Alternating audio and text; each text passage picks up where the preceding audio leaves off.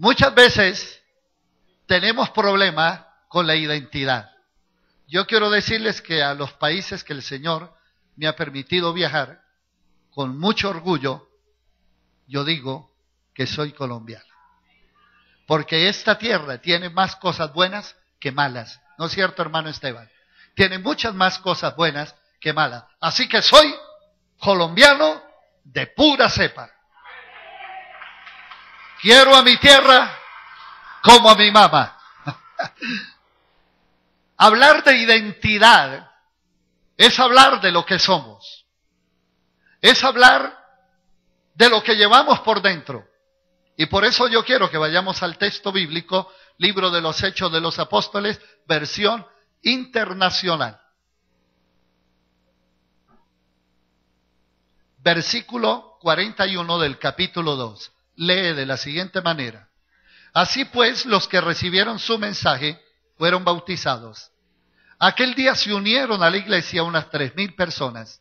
Se mantenían firmes en la enseñanza de los apóstoles, en la comunión unos con otros, en el partimiento del pan y en la oración. Todos estaban asombrados por los muchos prodigios y señales que realizaban los apóstoles. Todos los creyentes estaban juntos y tenían todo en común. Vendían sus propiedades y posesiones y compartían sus bienes entre sí según la necesidad de cada uno. No dejaban de reunirse en el templo ni un solo día. De casa en casa partían el pan y compartían la comida con alegría y generosidad, alabando a Dios y disfrutando de la estimación general del pueblo. Y cada día el Señor añadía al grupo los que habían de ser salvos. Señor, háblanos y auxilia a tu siervo con la unción del Espíritu Santo. ¿Quiénes somos y qué creemos los discípulos de Cristo? Todo comienza con un grupo de personas que fueron fieles al Nazareno. Un grupo de personas que caminaron con él, que vieron los milagros de Jesús, que vieron muchos de ellos la resurrección, la crucifixión, y fueron testigos de la resurrección. De esos quedaron aproximadamente 120 personas, entre las que se contaba María, la madre del Señor. Y de pronto vino un ciclón, no con agua, sino con un viento recio y con fuego. Golpeó la casa donde estaban sentados. Fueron llenos del Espíritu Santo. Y la Biblia nos cuenta que ellos salieron a la calle, proclamando la palabra de Dios y hablando en otras lenguas. El apóstol Pedro, el temeroso que negó al Señor en el patio de Anás, ahora se pone en pie y dice: sepa pues ciertísimamente toda la casa de Israel que este Jesús a quien vosotros matasteis crucificándole en un madero, Dios lo ha hecho Señor y Cristo. Y la multitud fue compungida de corazón y dijeron: varones hermanos, ¿qué haremos para ser salvos? Y él dijo: así que arrepentíos y bautícese cada uno de vosotros en el nombre de Jesús para perdón de pecados y recibiréis el don del Espíritu Santo. Y aquella multitud recibió la palabra y se convirtieron en un solo día 3,000 personas y fueron bautizadas. Yo creo que hasta la Virgen María bautizó. Porque imagínense, hay 3,000 personas, ¿no es cierto, profesor? Bueno, yo estoy especulando ahí. Pero bautizar más de 3,000 personas en un solo acto, mire, y en un día ya no eran 120, sino 3,120 miembros. ¿Quiénes somos los discípulos de Cristo? Venimos de las raíces de esa iglesia apostólica, de las raíces de esa iglesia que cree en el resucitado. Pero todos nosotros sabemos, mis hermanos, que pasaron muchos siglos y la iglesia entró en todo un proceso de decadencia. Y precisamente en ese proceso de decadencia del siglo XVIII aproximadamente, habían 2 misioneros oriundos de Escocia que eran de origen presbiteriano y estaban tan preocupados por la decadencia moral, pero sobre todo por la apatía del pueblo cristiano en los Estados Unidos y de cómo habían caído en el ritualismo, en el dogmatismo, y el sueño de este par de personajes, Alejandro Campbell y Barton Stone, era que ellos querían volver a ver la iglesia tal y como fue en sus inicios. Y fueron parte de lo que se conoció en los Estados Unidos como el movimiento de restauración. Así que, ¿quiénes somos los discípulos de Cristo? Nuestras raíces históricas están en la iglesia presbiteriana, de donde dos misioneros iniciaron lo que hoy se conoce como la iglesia cristiana, discípulos de Cristo. Ahora bien, ustedes notarán en sus boletines que aparece la palabra discípulos de Cristo entre paréntesis. ¿Ustedes saben por qué? Fuera de los pastores, levante la mano si alguien sabe por qué está entre paréntesis. ¿Se da cuenta por qué es importante explicar esto? Está entre paréntesis porque los que fundaron la iglesia cristiana discípulos de Cristo como denominación creyeron que antes que ser discípulos de Cristo somos cristianos. Somos cristianos. Eso es lo más importante. Es decir, que nuestro apellido es parte de lo que somos.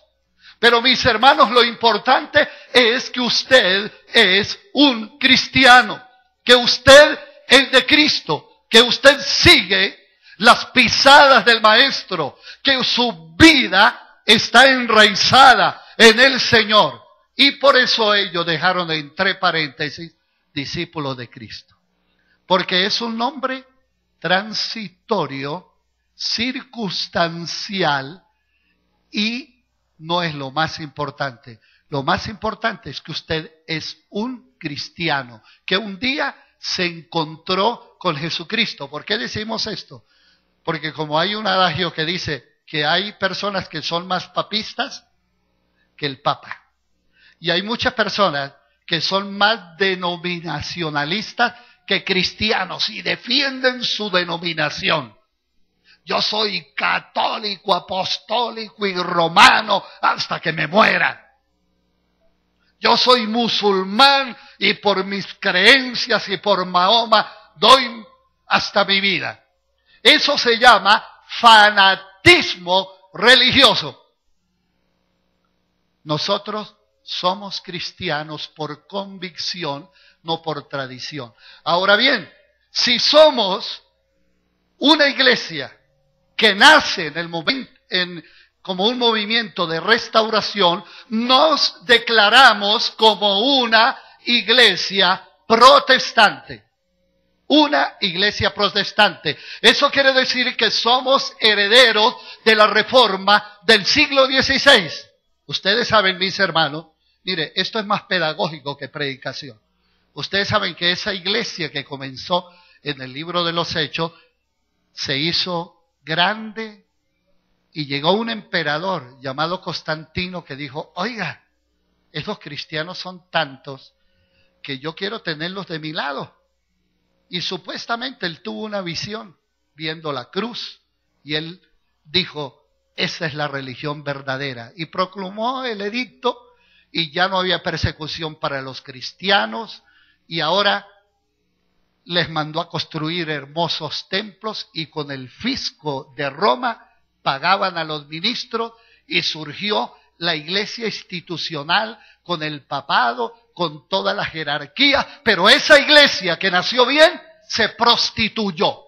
Esa iglesia que comenzó bien se llenó de poder y se llenó de dinero. Dicen que cuando Tomás de Aquino llegó allí a la Basílica de San Pedro y viendo las obras de arte y el oro y las piedras preciosas, dijo esta expresión: ahora ya no podemos decir como Pedro, no tengo plata ni oro, sino lo que tengo te doy. En el nombre de Jesús, levántate y anda. Hoy ya no podemos decir eso, porque nuestros templos están llenos de oro y de piedras preciosas. Pero lamentablemente tampoco podemos decir, levántate y anda.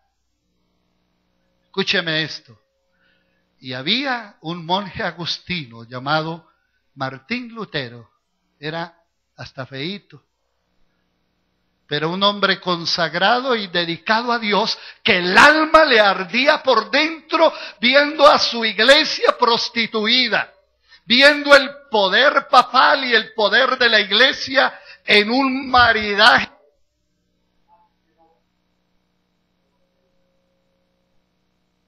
Tengo que tener cuidado. No se preocupe.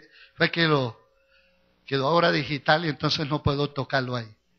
Y entonces un día, leyendo las Escrituras, él encontró un texto, Romanos 1, 16 y 17. Porque no me avergüenzo del Evangelio, porque es poder de Dios para salvación a todo aquel que cree, al judío primeramente y también al griego, porque del Evangelio la justicia de Dios se revela por fe y para fe, como está escrito, mas el justo por la fe vivirá. Y eso revolucionó el alma del reformador. Él veía cómo los borrachitos, estirados en las calles, tenían un rollo de las indulgencias. Porque para llegar al cielo, bastaba que usted pagara determinada suma de dinero para que usted pudiera lograr los favores divinos. Y estoy viendo por aquí a Martita. Venga por aquí, Martita. Martita estuvo en el convento de los que se me olvida. Familia Paulina Pía, discípula del Divino Maestro. Y estuvo como monja, ¿cuánto tiempo? 15 años. 15 años. Estudió teología en la Universidad Javeriana. ¿Y qué hizo que usted, siendo católica, apostólica y romana, miembro de esa comunidad, estudiante de teología de la Javeriana, hubiera cambiado su religión? A ver, yo no cambié de religión. Muy bien. Yo, para llegar acá, el Señor me dio un golpe fuertísimo, tanto así que quedé con una amnesia parcial, que aún la tengo, no volví a recordar ciertas épocas de mi vida, pero una cosa me quedó clara, que yo allí tenía el alma muerta. ¿Por qué? Porque yo, después de ese accidente que tuve tan fuerte, empecé con una crisis depresiva y me preguntaba, yo perdí mi juventud aquí encerrada, yo no he hecho nada,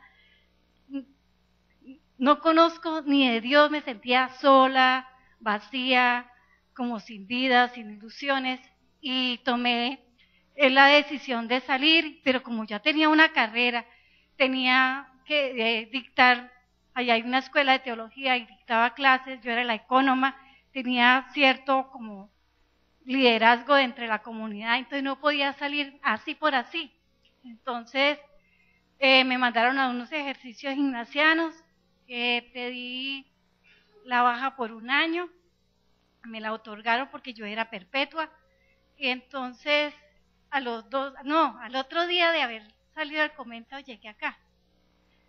Y entonces mi hermana se casaba y mi papá estaba acá y mi papá a todo el mundo le decía, mire, ella dejó el convento, ella ayer dejó los hábitos, y yo, qué vergüenza. Pues yo todavía era monja porque pues no tenía hábitos, pero todavía tenía los votos, todavía no había pedido la dispensa de los votos. Entonces, Pastor Elías dijo, ¿quién viene por primera vez? Y mi papá me levantó el brazo. Después, cuando pasen adelante, mi papá, pase allá adelante, me empujó. Entonces, bueno, yo no me acuerdo qué fue lo que me dijo el pastor, yo estaba tan aturdida. Y luego me dijeron, vaya, mijita, que por allá le van a dar un regalito. Y yo llegué allá y me sentí a llorar. Yo no me acuerdo, era como abajo en el sótano. Y llegó una señora, me dio unos libritos y me dijo, ¿y usted por qué llora? Le digo, no, es que yo soy monja. Martica, tengo que cortarla porque su testimonio está muy bueno, pero ¿sabe qué? Para cortar la historia, fuimos con Blanca hasta la casa donde Isabel, la discipulamos en la casa, la bautizamos. ¿Y saben qué? Este año va a comenzar a servir en el ministerio de discipulado como maestra, porque ella tiene teología de la Universidad Javeriana. Martica, sabes que te queremos mucho. Se nos fue un tiempo para Cúcuta, pero volvió a su iglesia porque no se amañó por allá en ninguna iglesia, ¿no? No, señor. Aquí estoy en mi iglesia, aquí nací como verdadera cristiana y aquí me quedo. Amén. Dios te bendiga.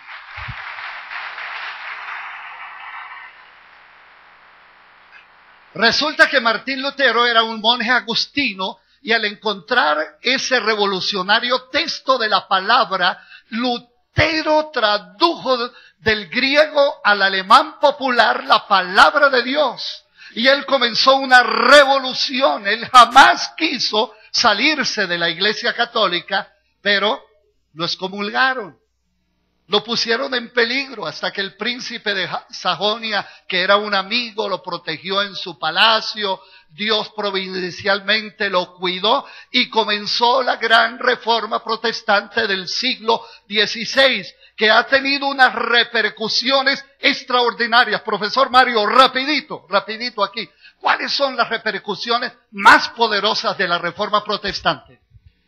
De las repercusiones más importantes es que se abre la educación a todo el mundo, porque Martín Lutero traduce las escrituras para que el mundo se eduque a través de las escrituras, cosa que antes no era posible. Fruto de eso viene un gran movimiento que se conoció como el enciclopedismo, de donde nace la enciclopedia para que todo el mundo conozca y se eduque.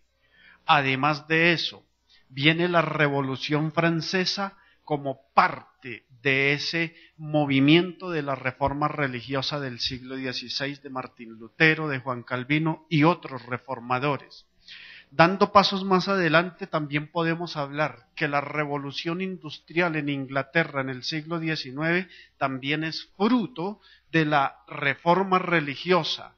El avance científico moderno que tenemos también tiene que ver con la opción de pensar, de investigar que da la reforma religiosa de Martín Lutero. El sistema político democrático a través del cual se manejan y se dirigen los países, especialmente los de Occidente, también tiene que ver con la reforma religiosa del siglo XVI.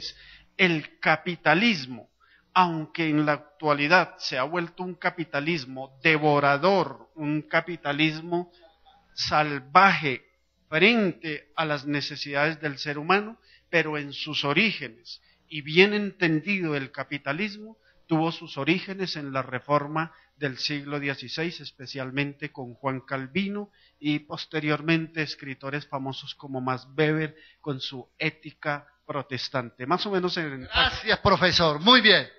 Y dice un amigo mío guatemalteco que hasta la luz que tenemos es evangélica, porque Tomás Alva Edison, evangélico, fue el que nos regaló el invento del bombillo de la luz que iluminó las ciudades oscuras que habían antes de Tomás Alva Edison.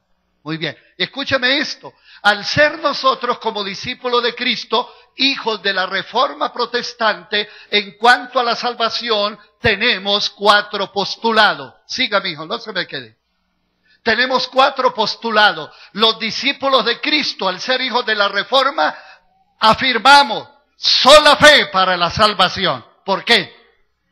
Porque la iglesia tradicional dijo que para que usted pudiera ser salvo, usted tenía que ponerle un poquito de obras. Las obras de misericordia son 14, las 7 corporales y las 7 espirituales. Y entre las materiales está visitar a los enfermos, visitar a las viudas en sus tribulaciones. ¿Qué más, monjita? Dar de comer al hambriento, dar de beber al sediento, dar posada al peregrino. ¿Y qué más? Y enterrar a los muertos, darles cristiana sepultura. Y entonces las obras son parte de esa teología. Pero resulta que Martín Lutero descubrió que para ser salvos necesitamos sola fe.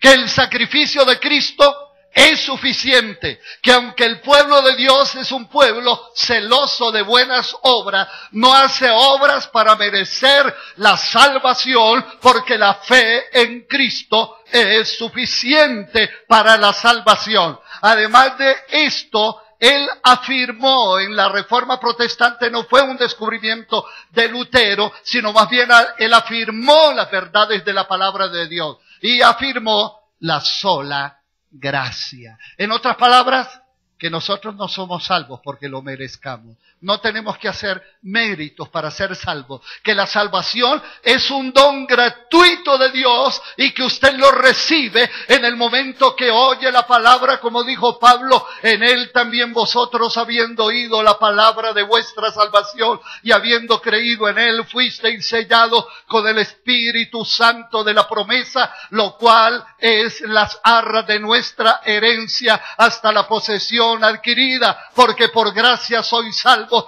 no por obras, para que nadie se gloríe. Entonces, como iglesia, discípulos de Cristo, hijos de la Reforma, afirmamos que la fe y la gracia son suficientes para la salvación. Pero también afirmó sola Escritura, porque era que se había equiparado el dogma al mismo lugar y valor de las Escrituras. Por ejemplo, si un niño moría sin bautismo, se iba al limbo, que era un lugar de oscuridad, donde permanecían esos angelitos sin ver la luz por los siglos de los siglos.